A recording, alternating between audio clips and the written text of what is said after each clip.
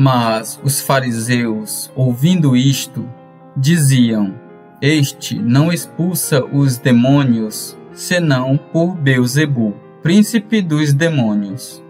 Jesus, porém, conhecendo os seus pensamentos, disse-lhes: Todo o reino dividido contra si mesmo é devastado, e toda a cidade ou casa dividida contra si mesma não subsistirá. E se Satanás expulsa a Satanás, está dividido contra si mesmo. Como subsistirá, pois, o seu reino? E se eu expulso os demônios por Beelzebu, por quem os expulsam, então, vossos filhos? Portanto, eles mesmos serão os vossos juízes.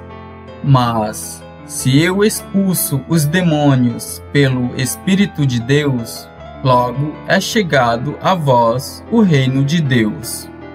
Ou, como pode alguém entrar na casa do homem valente e furtar os seus bens, se primeiro não amarrar o valente, saqueando então a sua casa?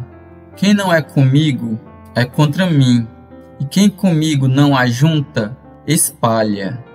Portanto, eu vos digo, todo o pecado e blasfêmia se perdoará aos homens, mas a blasfêmia contra o Espírito não será perdoada aos homens.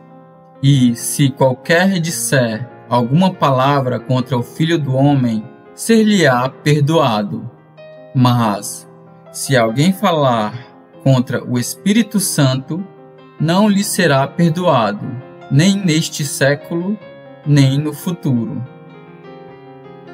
No último vídeo, ficou claro o contraste entre a religião do homem e a compaixão de Deus.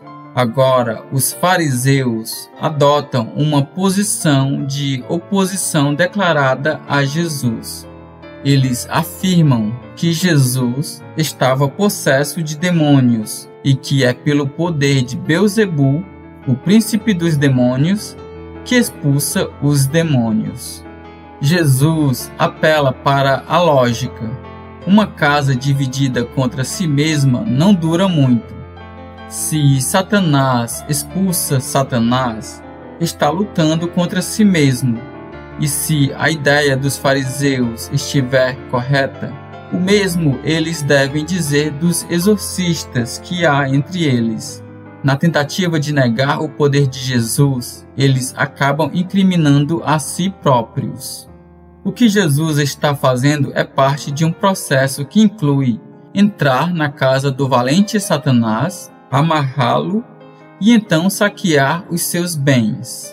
Primeiro, Jesus demonstra o seu poder sobre Satanás, invadindo a própria esfera de sua atuação, este mundo, e limitando seus movimentos.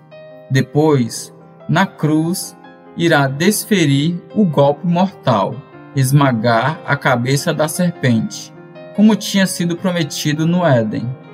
Aí passará a saquear sua casa, libertando-nos do poder das trevas para a sua maravilhosa luz. Ao atribuir o poder de Jesus a Satanás e não ao Espírito de Deus, os fariseus incorrem no pecado para o qual não há perdão. Esse pecado sem perdão só podia ser cometido na presença do próprio Filho de Deus, enquanto esteve aqui. Isto é diferente de você colocar em dúvida as artimanhas do estelionatário, que abre uma igreja ali na esquina para enganar o povo em troca de dinheiro. O próprio Jesus previu que haveria pessoas assim, que expulsariam demônios em seu nome, porém nada tinham a ver com ele. Hoje Deus está pronto a perdoar a quem pecar, maldizer e até blasfemar, desde que essa pessoa creia em Jesus como seu Salvador. Se você vive angustiado por achar que cometeu um pecado sem perdão, de onde pensa que vem esse sentimento de angústia? do próprio Espírito Santo, que ainda não desistiu de você. O pecado sem perdão hoje é resistir ao Espírito Santo de Deus, quando este procura convencer alguém do pecado e da justiça.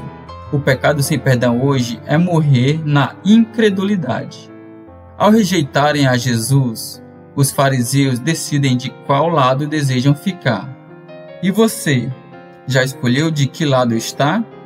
Negar a operação do Espírito de Deus em Jesus é apenas o começo das muitas obras más dos religiosos fariseus, aos quais Jesus chamará de raça de víboras no próximo vídeo.